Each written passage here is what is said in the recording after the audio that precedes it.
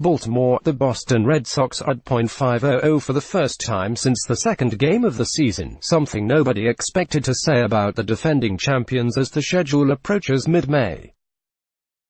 Celebrating climbing back to .500 shouldn't represent a major achievement, but that's where Boston is right now after its limp start out of the gate, and after wrapping up a 12-inning, 2-1 victory over the Baltimore Orioles on Wednesday.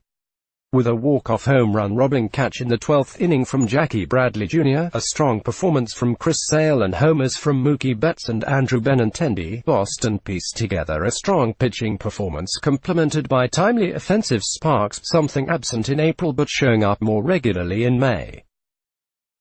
It's what the team will need consistently to pull itself back into the American League East race. The results obviously. We don't want to be playing .500 right now, manager Alex Cora said after the game. It's ironic that we play Seattle Friday, playing .500 baseball. We started the season against Seattle. That happened, and now, I don't want to say the season starts on Friday, but it starts on Friday. Power rankings. Serenai powerhouses are making a strong move for the top, with the Cubs challenging the Dodgers for no. 1 power rankings. Sale cruised through the Orioles lineup Wednesday, tossing 5 2/3 no-hit innings before allowing a single to Baltimore outfielder Joey Rickard, who came in to score on a Trey Mancini double. And sure, the Orioles aren't the murderers row Yankees of the 1920s, ranking 23rd in total offense in baseball this season. Still, Red Sox pitchers had 22 strikeouts and no walks Wednesday, the highest total of Ks without a walk in baseball history, according to Elias data. There's no way to sugarcoat this. Chris Sale was terrible in April. The stat line speaks for itself.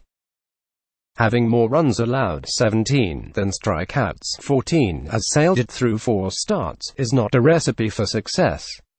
Sure, the Red Sox ace didn't throw many innings in spring training, and sure, Boston is defending a World Series title after playing an extra month of baseball in 2018.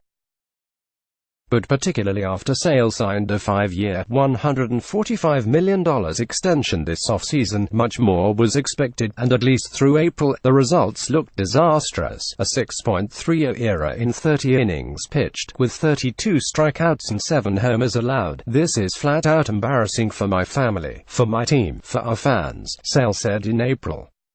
Oh, how much a month can change things. My fast bile command has really helped me out a lot, Sale said Wednesday. I think that was my problem before, along with some other issues. Fast bile command has been their Baseball Tonight podcast with Buster Olney. Buster only leads the discussion of the latest news and notes around baseball with the game's top analysts. Listen, the Red Sox will need to see more of this Sale if they plan on maximizing the team's talent this season. Through the first 4 starts of the year, the Boston lefty posted 8.5 ERA in 18 innings pitched, allowing 23 hits, 17 earned runs, striking out just 14, with opponents hitting .311, .361, .581.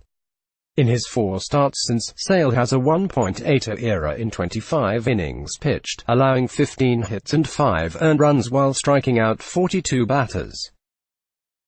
Opponents are hitting just .165, .248, .341. At one point early in April, the Red Sox pitching rotation ranked second worst in the American League, allowing more homers than any team other than the Orioles.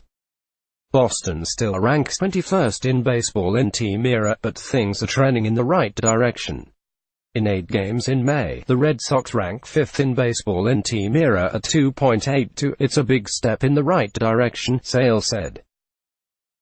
We're starting to put it all together collectively as a group. The offense didn't provide a ton of run support Wednesday for its 30-year-old ace, but came up with a pair of homers to cement the victory for Boston. Betts smashed a towering 400-foot homer in the 3rd inning, capping off a strong road trip for the reigning American League MVP. Betts struggled through the early stretch of the season, hitting just .200 with a .676 OPS in his first 19 games of the season. Entering Thursday's game, Betts had batted .391, .501, .125 with 25 hits since then. In May, the Red Sox have the best offense in baseball, scoring 50 runs. Benintendi capped off the evening with a solo homer in the 12th. In between there was Bradley's fabulous leaping catch in the bottom of the 11th, robbing Mancini of what would have been the winning homer. All of this represents a marked improvement, though there wasn't much room to go but up. Through 19 games, the Red Sox posted the worst run differential ever for a defending World Series champion at -42. Now, 19 games later, that total stands at +1. Cora, while happy with the rotation and defense's performance of late, said the team still hasn't quite clicked. "We're playing good baseball right now, but we can be better," he said. The team still has hurdles to overcome. Starter David Price added his name to the injured list while in Baltimore, citing left elbow tendonitis. Righty Nathan Eovaldi is still recovering from surgery that removed loose bodies from his throwing elbow, requiring Boston to depend on innings from Hector Velázquez, Josh Smith and Ryan Weber, who threw 4 innings in the series opener. But for at least for one night, the Boston Red Sox no longer sport a losing record, a small step in the right direction. "We're obviously trending upwards, so this is what we know we could have done the whole year," Sale said. "Obviously we slipped out of the gate, but like I've said this entire time, we know who we are, we know who we have in this clubhouse, and we know what we can do on a baseball field."